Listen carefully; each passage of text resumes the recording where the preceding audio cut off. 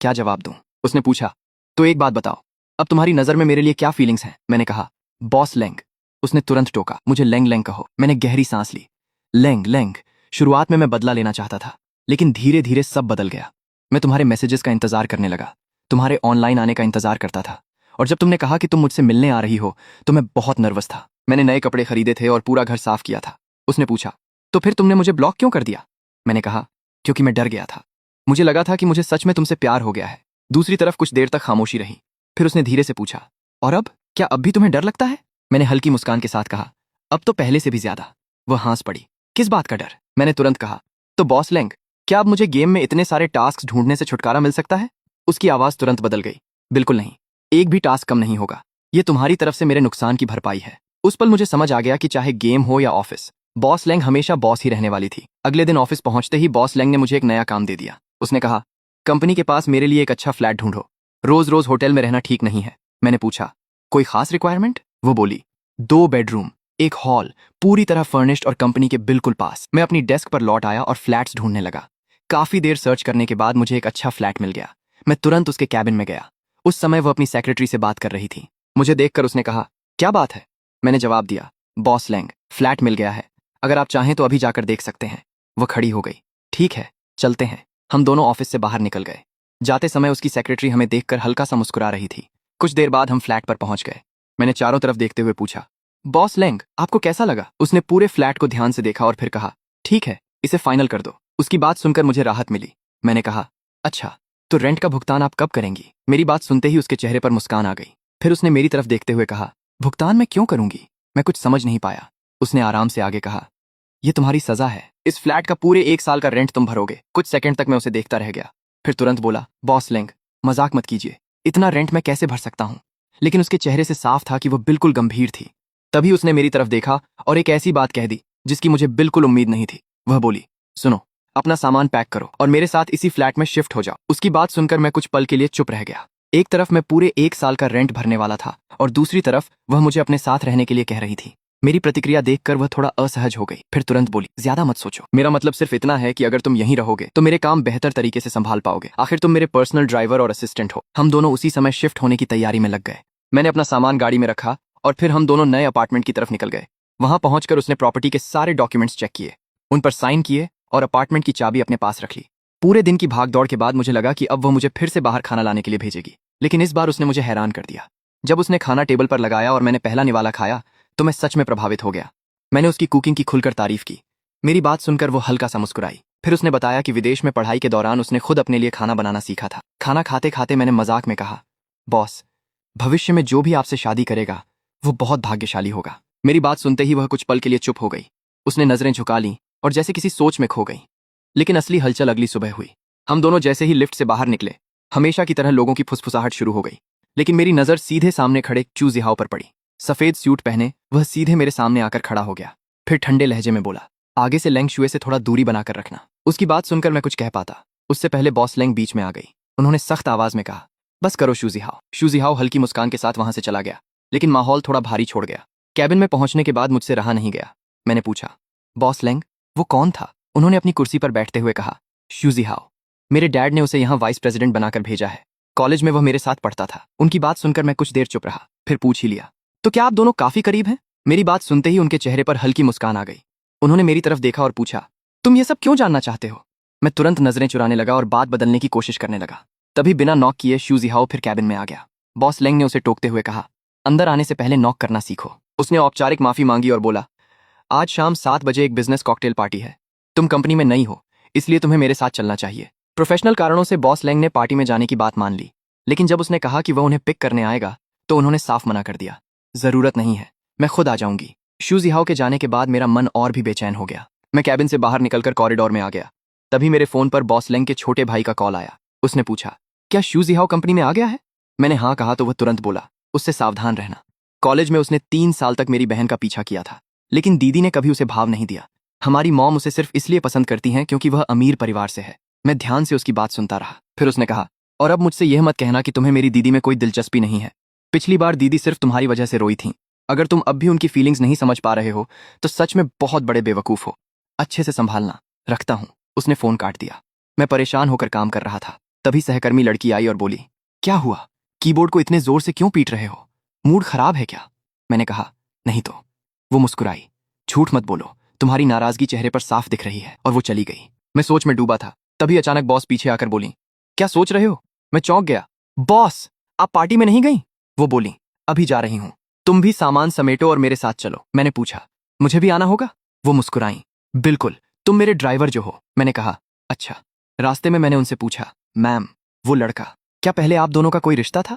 वो बोली, हाँ, वो मेरे पीछे पड़ा था। मैं समझ गया, ये तो उसके भाई ने भी बताया था। बॉस ने पूछा, वैसे तुम्हें वो कैसा लगा? मैंने कहा, ठीक ही है, हैंडसम है, अमीर है। बॉस ने पूछा, तो क्या मुझे हाँ कर देना चाहिए? मैंने तुरंत मना किया, नहीं, आपको मना कर देना चाहिए, वो बहुत बनावटी लगता है। वो मुस्कुराई, हाँ, पर वो तुमसे ज्यादा बदला लेने वाला तो नहीं है। मैं घबरा गया, मैम, वो बस एक गलतफहमी थी, बार बार वो बात मत लाइए। वो धीरे से मुस्कुराई।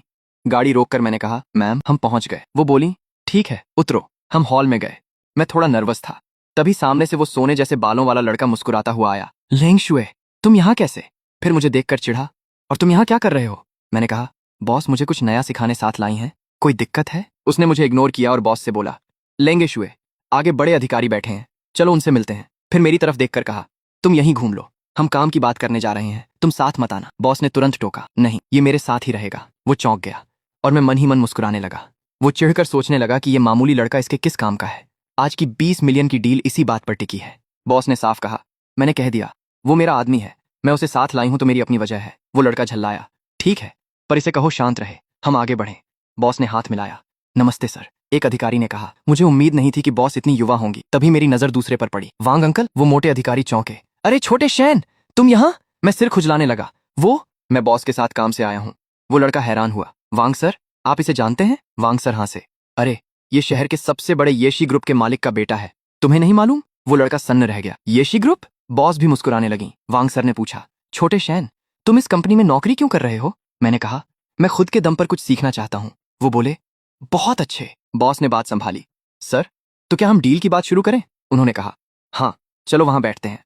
टेबल पर बॉस ने पूछा, वांग सर, सुना है आप नए पार्टनर की तलाश में हैं? उन्होंने कहा, हाँ, पिछली कंपनी के साथ दिक्कत हो गई थी, अभी 20 मिलियन का शॉर्टफॉल है। बॉस मुस्कुराई, ये तो अच्छा है, हमारी कंपनी तैयार है, क्या आप हमारे साथ काम करेंगे? वांग सर बोले, बिल्कुल, हम आपको 10% प्रॉफिट ज्यादा देंगे और आगे काम बढ़ाएंगे। बॉस खुश हुई, थैंक यू सर, पर क्या आपकी कोई शर्त है? वांग सर मुस्कुराए, नहीं नहीं, बस छोटे शैन से कहना पापा के सामने हमारे लिए 2 अच्छे शब्द कह दे, हमारा ध्यान रखे।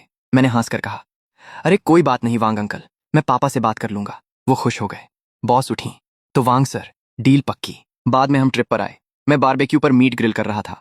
गाड़ी में बॉस ने मुझसे कहा था, वो लड़का खुद को शातिर समझता था, पर उसे नहीं पता था कि तुम बाजी मार लोगे। फिर पूछा, मैंने तुम्हारा इस्तेमाल किया, बुरा लगा? मैंने कहा, आपके बिना भी वो डील हो जाती मैम। वो मुस्कुराई, चलो समझदार हो। तभी अचानक सहकर्मी लड़की आई, अभी तक देख ही रहे हो? मीट जल गया। मैं हड़बड़ाकर मीट पलटने लगा। वो हंसी, क्या चुपके से बॉस को देख रहे थे? देखना है तो सामने से देखो। मैंने मसाला उठाया, ऐसा कुछ नहीं है, मैं काम के बारे में सोच रहा था। वो बोतल देखकर जोर से हंसी, झूठ मत बोलो, मसाले की बोतल ही उल्टी पकड़ी है। मैं शर्मिंदा हो गया। वो हंसती रही। तभी वो लड़का फलों की प्लेट लेकर बॉस के पास पहुंचा। लेंगशुए, तुम्हारे लिए फल लाया हूं, खाकर देखो। बॉस ने बिना देखे कहा, जरूरत नहीं, तुम खुद खा लो। वो उदास हुआ, ठीक है, मैं दूसरों की मदद करता हूं। वो चला गया। दूर से देखकर बॉस का भाई हंसा। मेरी बहन ने साफ मना किया, फिर भी बाज नहीं आता, बेशर्म है। वैसे वो यहाँ क्यों आया? मैंने पूछा, वो यहाँ क्या कर रहा है? उसने जूस पीते हुए कहा, वो तुम्हारी मदद करने आया है। मैंने पूछा, मेरी मदद? किस लिए? उसने सीरियस होकर कहा, नाटक बंद करो भाई, तुम्हें नहीं पता मेरी बहन के मन में क्या है, साफ बता दूं? मैंने पूछा, क्या चल रहा है? उसने कहा, सच ये है कि मेरी बहन तुम्हें बहुत पहले से पसंद करती है। कॉलेज में मैंने उसकी दराज में तुम्हारे लिए लिखे लव लेटर्स देखे थे, मेरे होश उड़ गए। Love letters? उसने कहा, हाँ, वो तुम्हारी वजह से ही यहाँ रुकी है, वरना कब की चली गई होती। वो सिर्फ तुम्हारे लिए यहाँ है। फिर उंगली उठाकर बोला, अगर अब भी कदम नहीं उठाया तो उसे हमेशा के लिए खो दोगे। मैंने पूछा, पर क्यों? उसने कहा, वो 28 की हो चुकी है, माँ शादी का दबाव बना रही हैं, वो बहाने बना रही है, पर कुछ दिनों में माँ खुद आकर उसे ले जाएंगी और जबरदस्ती शादी करा देंगी। इसलिए भाई, एक्टिव हो जाओ, ये मीट खुद जाकर उसे खिलाओ। ये मत कहना भाई ने मदद नहीं की। मैं मीट लेकर शर्माते हुए बॉस की तरफ बढ़ा। पास जाकर नर्वस होकर कहा, बॉस, ये लीजिए, खाकर देखिए। उन्होंने खाया, स्वाद चखा, फिर मुस्कुराई, हाँ, टेस्ट अच्छा है। तभी सहकर्मी लड़की चिल्लाई, चलो सब, गेम का टाइम हो गया। सब घेरा बनाकर बैठ गए, बीच में बोतलें थीं। मैं और बॉस भी बैठ गए।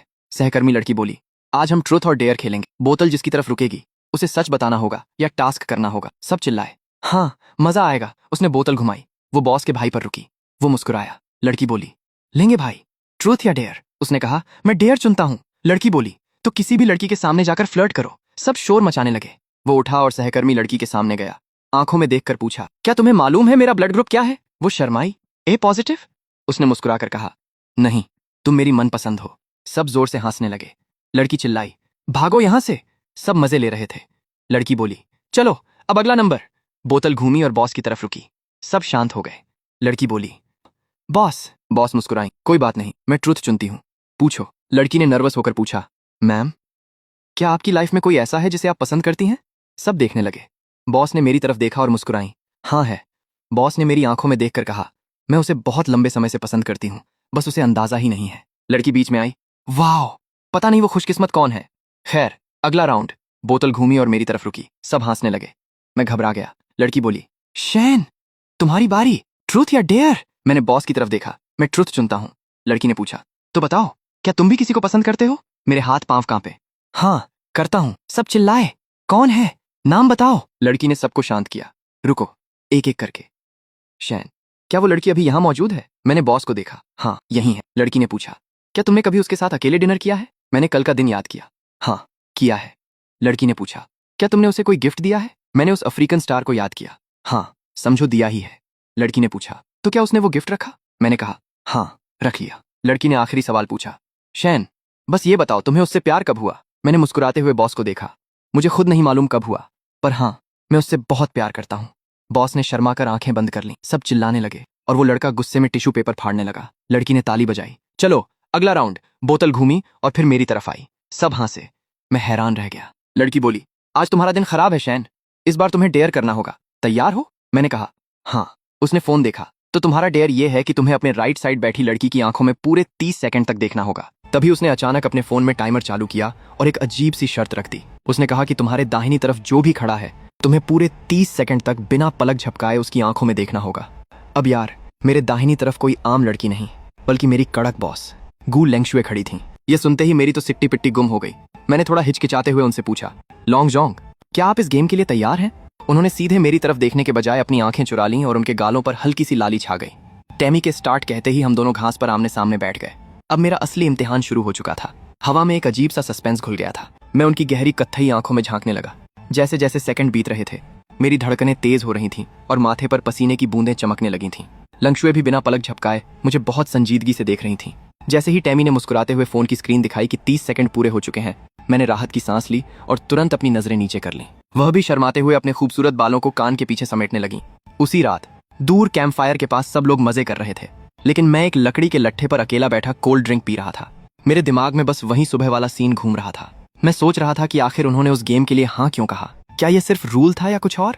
तभी अचानक पीछे से एक सुरीली आवाज आई, अकेले पीने में कोई मजा नहीं है। मैंने चौंक कर पीछे देखा तो लेंगशुए हाथ में वाइन ग्लास लिए खड़ी थीं। मैंने आसमान के तारों को देखते हुए पूछा, लॉन्ग जोंग, आप वहां सबके साथ गाने क्यों नहीं गईं? उन्होंने कहा, मुझे नहीं आता। मैंने फिर पूछा, और डांस? उन्होंने फिर मना कर दिया। इस पर मैंने उत्सुकता से पूछ लिया, तो फिर आप ऑफिस के बाद आखिर करती क्या हैं? वो थोड़ा और मेरे करीब झुकती हैं और अपनी उस कातिलाना मुस्कान के साथ कहती हैं, गेम्स खेलती हूँ और तुम्हें परेशान करती हूँ। उनकी इस बेबाकी पर मैं बस मुस्कुराकर यही कह पाया, आप सच में बहुत ईमानदार हैं। इसके बाद हम दोनों आग के सामने बैठ गए। अचानक उन्होंने मुझसे पूछा, ये चैन, क्या तुमने आज जो बातें कही थीं वो सच थीं? मैंने हैरान होकर पूछा, कौन सी बातें? उन्होंने अपना वाइन ग्लास मेरे चेहरे के करीब लाया और सीधे मेरी आंखों में देखते हुए कहा, वो सच जो तुमने ट्रूथ एंड डेयर में कहा था कि तुम्हें कोई पसंद है। क्या तुम जानते हो कि मैं आज जिसके बारे में बात कर रही हूँ वह कौन है? मेरी धड़कनें फिर से बढ़ गईं। मैंने घबरा कर पूछा, कौन? और उन्होंने कुछ नहीं कहा। वह धीरे धीरे मेरे चेहरे के बिल्कुल करीब आने लगी। मेरी आंखें फटी की फटी रह गईं। हमारी सांसें आपस में टकराने लगीं और हम बिल्कुल करीब आ चुके थे कि तभी हमारा वही कबाब में हड्डी दोस्त जेडन बीच में कूद पड़ा और चिल्लाया, तुम दोनों यहाँ क्या कर रहे हो? हम दोनों झटके से पीछे हट गए। जेडन शरारत से उंगली दिखाकर हंसने लगा, कहीं तुम दोनों? लेंगशुए का गुस्सा तो 7वें आसमान पर पहुंच गया। वह गुस्से से लाल होकर चिल्लाई, अपना मुंह बंद रखो। जादेन डरकर अपना मुंह छुपाने लगा और हाथ हिलाते हुए बोला, ठीक है, तुम दोनों जारी रखो, और वहां से भाग गया। माहौल फिर से शांत हुआ तो उन्होंने थोड़ा उदास होकर मुझसे पूछा, तुम पर मेरे अभी कितने अफ्रीकन स्टार्स बाकी हैं? मैंने मुस्कुराते हुए कहा, अभी भी 992 बाकी हैं। उन्होंने गहरी सांस लेकर कहा, यह बहुत धीमा है। मैंने पूछा, तो फिर आप क्या चाहती हैं? वो अचानक खड़ी हो गई और बोली, मैं चाहती हूँ कि तुम इसे किसी और तरीके से चुकाओ। मैंने पूछा, किस तरीके से? और इससे पहले कि मैं कुछ समझ पाता, वो मेरे पास झुकती हैं, मेरे चेहरे को अपने हाथों में लेती हैं और सीधे मेरे होठों को चूम लेती हैं। मेरी आंखें खुली की खुली रह गईं और मैं इस अचानक मिले सरप्राइज से पूरी तरह सुन्न हो गया। तभी अचानक मेरी आंख खुली और मैं अपने बिस्तर पर उठकर बैठ गया। मैंने अपने होठों को छुआ और उस खूबसूरत पल को याद करके मुस्कुराने लगा। तभी बगल में रखे फोन पर मैसेज की घंटी बजी। लेंगशुए का मैसेज था। क्या तुम सो गए? मैंने तुरंत टाइप किया, अभी नहीं। वो भी अपने बिस्तर पर लेटी हुई फोन देख रही थी। उन्होंने पूछा, क्या दिन में तुमने जिस इंसान के बारे में कहा था वो मैं हूँ? मेरे गाल लाल हो गए और मैंने लिख दिया, हाँ। उन्होंने फिर पूछा, तो क्या तुम जानते हो कि मैं आज किसके बारे में बात कर रही थी? मैंने लिखा, हाँ मुझे पता है। लैंग फेंग ने मुझे सब बता दिया था। ये पढ़ते ही वह चिढ़ गई और मैसेज किया, जब तुम्हें पता है कि मैं तुम्हें पसंद करती हूँ तो तुम खुद मुझसे इजहार क्यों नहीं करते? मैंने थोड़ा गंभीर होकर लिखा, मुझे डर लगता है क्योंकि पिछली बार उस अफ्रीकन स्टार वाले वाकये की वजह से मुझ में तुम्हारा सामना करने की हिम्मत नहीं थी। ये देखकर उनके चेहरे पर एक प्यारी सी मुस्कान आ गई। फिर उन्होंने टाइप किया, हमारी मिस अब तुम्हें खुद को सुधारने का एक मौका दे रही हैं। मैंने उत्सुकता से पूछा, कैसा मौका? और जो मैसेज आया उसे देखकर मेरे होश उड़ गए। स्क्रीन पर लिखा था, मुझसे शादी कर लो। मैं अपने कमरे में जोर से चीखा, शादी? उन्होंने मैसेज में बताया कि उनकी माएँ पिछले 2 दिनों से उनके लिए रिश्ते ढूंढ रही हैं और कल ही कोई उन्हें देखने आने वाला है, इसलिए कल उनकी माएँ को संभालने का काम अब मेरा था। उन्होंने लिखा, कल अच्छा प्रदर्शन करना। मैं फोन की रोशनी में पूरी तरह घबरा गया और सोचने लगा कि यह सब क्या हो रहा है। अगले दिन मैं पूरी तरह नर्वस होकर उनके अपार्टमेंट के दरवाजे रूम नंबर 310 के सामने खड़ा था। मैंने दरवाजे पर नॉक किया। दरवाजा खुलते ही सामने नीली ड्रेस में लेंगशुए खड़ी थीं। उन्होंने अपनी घड़ी देखी और कहा, तुम आधा घंटा जल्दी आ गए। मेरे हाथों में 2 गिफ्ट बॉक्स थे। मुझे देखकर उन्होंने मुस्कुराते हुए कहा, डर क्यों रहे हो?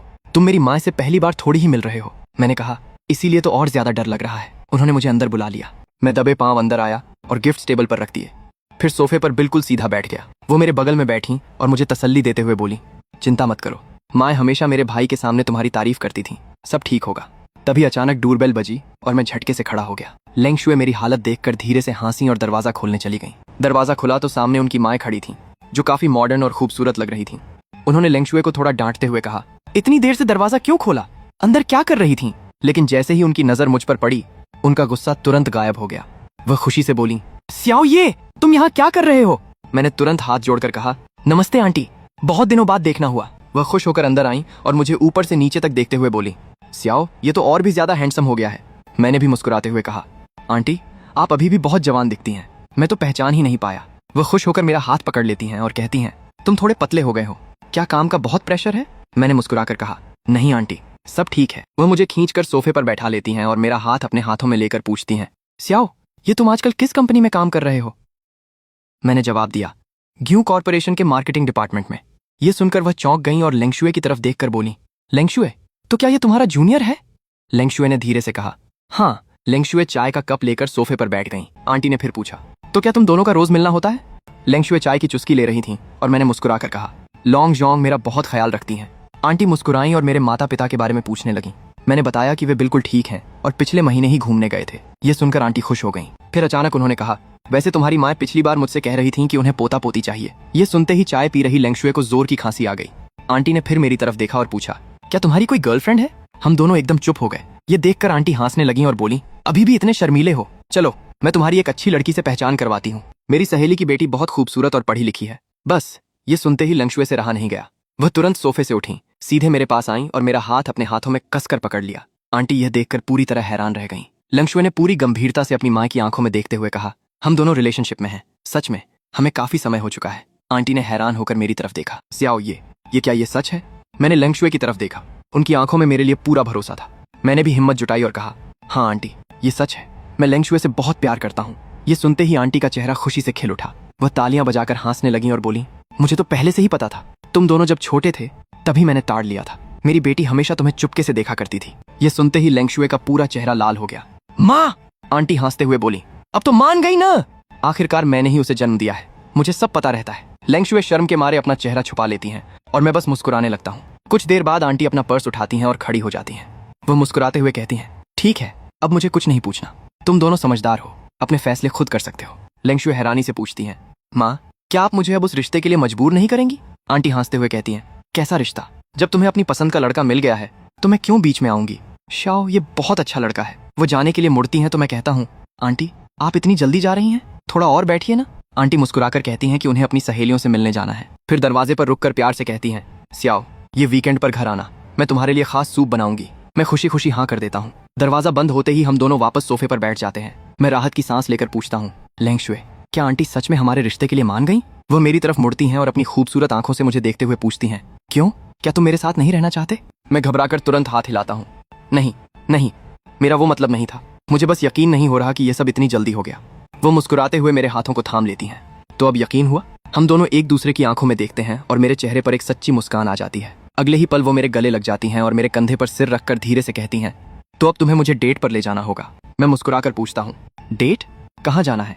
वह तुरंत खुश होकर कहती हैं, कल तुम मुझे अम्यूजमेंट पार्क ले चलोगे। अगले ही दिन हम दोनों हाथों में हाथ डाले मॉल में घूम रहे थे। इसके बाद हम एक रेस्टोरेंट में बैठे जहाँ लेंगशुए अपने हाथों से मुझे खाना खिलाने लगी और मुस्कुराते हुए बोली, आ करो। मैं थोड़ा शर्माया, लेकिन उनकी मुस्कान देखकर अपना मुंह खोल ही दिया और आखिर में हम दोनों अम्यूजमेंट पार्क के सबसे बड़े रोलर कोस्टर पर बैठे थे। जैसे ही रोलर कोस्टर तेजी से नीचे गिरा, लेंगशुए खुशी से अपने दोनों हाथ हवा में उठाकर चिल्लाने लगी, जबकि मैं डर के मारे जोर जोर से चीख रहा था। लेकिन जो भी हो, बॉस के साथ शुरू हुआ यह सफर अब मेरी जिंदगी के सबसे खूबसूरत और यादगार रिश्ते में बदल चुका था। रोलर कोस्टर का सफर खत्म होते ही उसने तुरंत फोन निकाला और बोली, चलो एक सेल्फी लेते हैं। मैं उसके पास गया और हमने उस पल को कैमरे में कैद कर लिया। फिर हम चेरी ब्लॉसम के फूलों से सजे रास्ते पर हाथ पकड़कर दौड़ने लगे। उड़ती पंखुड़ियों और उसकी हंसी ने उस पल को और खूबसूरत बना दिया। कुछ देर बाद हम एक कपड़ों के शोरूम में थे। लेंगशु गुलाबी ड्रेस पहनकर बाहर आई और मुस्कुराकर बोली, कैसी लग रही हूँ? मैंने थम्स अप दिखाया, बहुत खूबसूरत। इसके बाद हम मूवी देखने गए। अंधेरे हॉल में मैंने उसका हाथ थाम लिया। उसने मेरी तरफ देखा, फिर मुस्कुराकर अपना सिर मेरे कंधे पर रख दिया। घर लौटने के बाद उसने कहा, अब हमारी शादी तय हो गई है, इसलिए दोनों परिवार साथ में डिनर करेंगे। मैं चौंक गया, दोनों परिवार? हाँ, तुम्हारे मम्मी पापा भी आएंगे। ये सुनते ही मैं घबरा गया और तुरंत पापा को फोन लगाने बालकनी में चला गया। फोन उठते ही मैंने कहा, पापा, मैं और ग्यू लेंगशु अब साथ हैं। कुछ पल चुप रहने के बाद उन्होंने पूछा, लेंगशु, लेंग झेंडोंग की बेटी? जी। अगले ही पल वो जोर से हंस पड़े, वाह बेटा, बूढ़े लेंग की बेटी को पटा लिया। मैं हैरान रह गया, आपको कोई आपत्ति नहीं है? उन्होंने हंसते हुए कहा, क्यों होगी, लेंग मेरा पुराना दोस्त है, उसकी बेटी को बचपन से जानता हूँ, वह हमारे परिवार के लिए बिल्कुल सही है। मेरे दिल से बड़ा बोझ उतर गया। मैंने पूछा, इस वीकेंड डिनर है, आप और मम्मी आएंगे? बिल्कुल आएंगे, तेरी माँ तो कब से पोता पोती का इंतजार कर रही है। पापा, अभी शादी भी नहीं हुई, आज नहीं तो कल हो ही जाएगी। इतना कहकर उन्होंने फोन रख दिया। मैं मुस्कुराते हुए वापस आया। लेंगशु ने पूछा, पापा ने क्या कहा? मैंने मजाक में कहा, उन्होंने कहा कि मैंने अपनी औकात से बड़ी छलांग लगा दी। वह मुस्कुराई, ऊंची छलांग अच्छी होती है, इससे पता चलता है कि पसंद कितनी अच्छी है। मैं बस उसे देखता रह गया। आखिरकार वह वीकेंड भी आ गया। हम दोनों एक शानदार रेस्तरां के कॉरिडोर से गुजर रहे थे। मैंने ब्लैक सूट पहना था और लेंगशु लेवेंडर गाउन में बेहद खूबसूरत लग रही थी। मैंने पूछा, नर्वस हो? बिल्कुल नहीं। तो बार बार बाल क्यों ठीक कर रही हो? यहाँ हवा चल रही है। मैं हंस पड़ा, पूरा कॉरिडोर बंद है, हवा कहाँ से आएगी? वह मुझे घूरने लगी और मैं मुस्कुराने लगा। तभी जेडन सामने से आता हुआ बोला, ओहो, दूल्हा दुल्हन खुद स्वागत कर रहे हैं। हम दोनों एक साथ बोले, अपना मुंह बंद रखो। तभी मेरे मम्मी पापा भी वहां पहुंच गए। मम्मी ने लेंगशु को देखते ही उसका हाथ पकड़ लिया। लेंगशु, तुम तो पहले से भी ज्यादा सुंदर हो गई हो। नमस्ते आंटी। मम्मी हंस पड़ी, अब भी आंटी कहोगी? पापा ने मुस्कुराकर कहा, थोड़ा धीरे, कहीं बच्ची डर न जाए। मम्मी बोली, जब ये छोटी थी तभी मैंने कह दिया था कि एक दिन ये हमारी बहू बनेगी। तभी कमरे के दरवाजे खुले और अंकल लेंग अंदर आए। पापा आगे बढ़े और दोनों पुराने दोस्तों की तरह गले मिले। बहुत दिनों बाद मुलाकात हुई। हाँ, और आज तो खुशी का मौका भी है। दोनों हंसते हुए अंदर चले गए। डिनर टेबल पर माहौल काफी खुशनुमा था। मम्मी और सासू माँ पुरानी यादों में खोई हुई थीं। मैं लेंगशु और जेडन के बीच बैठा था। जेडन मेरे कान के पास आकर बोला, जीजा जी, देख रहे हो, दोनों डैड तो सगे भाइयों जैसे लग रहे हैं। वैसे आप इतने नर्वस क्यों हो? मैंने तुरंत कहा, मैं नर्वस नहीं हूँ। जेडन हंस पड़ा और मेरे कप की तरफ इशारा करते हुए बोला, अच्छा, फिर हाथ क्यों कांप रहे हैं? मैंने झट से हाथ टेबल के नीचे कर लिया। तभी लेंगशु ने धीरे से मेरा हाथ पकड़ लिया और मेरी सारी घबराहट गायब हो गई। तभी अंकल लेंगे खड़े हुए और अपना ग्लास उठाकर बोले, आज की दावत मेरी तरफ से है। लेंगशु बचपन से ही बहुत चुनिंदा रही है। मुझे हमेशा चिंता रहती थी कि इसे इसके लायक कोई मिलेगा भी या नहीं, लेकिन खुशी है कि इसने आखिरकार मेरे पुराने दोस्त के बेटे को चुना। फिर उन्होंने मेरी तरफ देखकर हंसते हुए कहा, वैसे दोस्त, तुम्हारा बेटा सीधा साधा तो है ना? पापा भी हंस पड़े, सीधा कहाँ है, बड़ा शरारती है। अंकल लेंग ने सिर हिलाया, शरारती बच्चे ही आगे चलकर कुछ बड़ा करते हैं और तुम्हारी परवरिश पर मुझे पूरा भरोसा है, इसलिए मैं इस रिश्ते को दिल से मंजूरी देता हूँ। ये सुनकर मेरे चेहरे पर मुस्कान आ गई। मम्मी बोली, देखा, हमारे समधी ऊपर से सख्त हैं लेकिन दिल के बहुत अच्छे हैं। सासू माँ हंसकर बोली, सही कहा, जब श्याओ ये छोटा था तब भी इन्हें बहुत पसंद था। अंकल लेंगे हल्का सा मुस्कुराए, चलो अब पुरानी बातें छोड़ो और खाना खाओ। दोनों माताओं ने अपने ग्लास टकराए और बोली, तो ये रिश्ता पक्का हुआ। पूरे टेबल पर खुशी की लहर दौड़ गई। खाना खत्म होने के बाद हम सब रेस्तरां के बाहर खड़े थे। रात का नजारा बेहद खूबसूरत था। सासू माँ ने लेंगशु का हाथ पकड़कर कहा, बेटा, श्याओ ये का ध्यान रखना। लेंगशु मुस्कुराई, मम्मी, मैं रखती हूँ। मम्मी ने तुरंत कहा, और उस पर ज्यादा रौब मत झाड़ना। ये सुनकर सब हंस पड़े। फिर लेंगशु ने मेरी तरफ देखा और बोली, वह मुझसे डरता नहीं, बस मेरी इज्जत करता है। मम्मी ये सुनकर और खुश हो गई। तभी अंकल लेंगे मेरे पास आए और कंधे पर हाथ रखकर बोले, श्याओ, ये मेरी बेटी का हमेशा ख्याल रखना। अगर उसे कभी दुख दिया तो मुझसे बुरा कोई नहीं होगा। उनकी आवाज सख्त थी, लेकिन आंखों में एक पिता का प्यार साफ दिख रहा था। मैंने सिर हिलाकर कहा, मैं हमेशा उसका ख्याल रखूंगा। फिर मैं उन्हें गाड़ी तक छोड़ने गया। मैंने कहा, अंकल लेंग। वो मुस्कुराए। अभी भी अंकल? मैं थोड़ा झिझका, फिर बोला, डैड। ये सुनते ही वो जोर से हंस पड़े। उन्होंने एक लाल लिफाफा मेरी तरफ बढ़ाया। इसे रख लो, मेरी तरफ से शगुन है। मैंने मना करना चाहा, लेकिन उन्होंने कहा, जब डैड दे रहे हैं तो बिना बहस के रख लो। आज से मेरी बेटी की जिम्मेदारी तुम्हारी है। मैंने पूरे भरोसे से कहा, आप चिंता मत कीजिए, मैं उसे हमेशा खुश रखूंगा। गाड़ियां धीरे धीरे वहां से रवाना हो गईं। जेडन ने अपनी कार की खिड़की से सिर निकालकर चिल्लाया, जीजा जी, याद रखना, शादी में बेस्ट मैन मैं ही बनूंगा। मैंने हंसते हुए कहा, ठीक है भाई, अब निकलो यहां से। वह हंसता हुआ चला गया। अब वहां सिर्फ मैं और लेंगशू रह गए थे। हम दोनों सड़क के किनारे धीरे धीरे चलने लगे।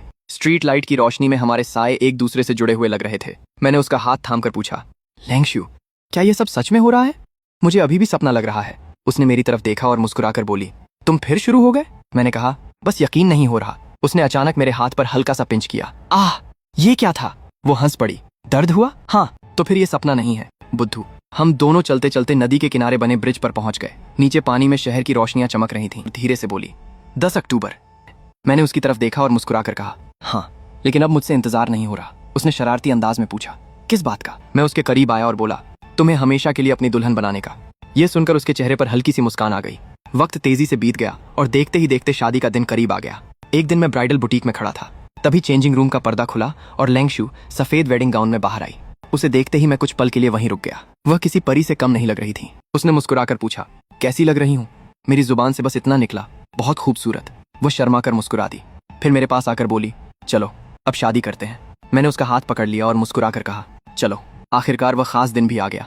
चर्च सफेद फूलों और रोशनी से सजा हुआ था। चारों तरफ मेहमान बैठे थे और माहौल खुशियों से भरा था। मैं और लेंगशू हाथों में हाथ डाले रेड कारपेट पर आगे बढ़ रहे थे। हर तरफ तालियां गूंज रही थीं। जेडन भी पूरे जोश में खड़ा होकर हमारा हौसला बढ़ा रहा था। हम दोनों वेदी के सामने आकर रुक गए। लेंगशू ने मेरी आंखों में देखा। उसकी आंखों में खुशी के आंसू चमक रहे थे। उसने धीमी आवाज में पूछा, ये चेन, आज के बाद तुम मुझे कभी अकेला नहीं छोड़ोगे ना? मैंने उसके आंसू पोंछते हुए कहा, कभी नहीं।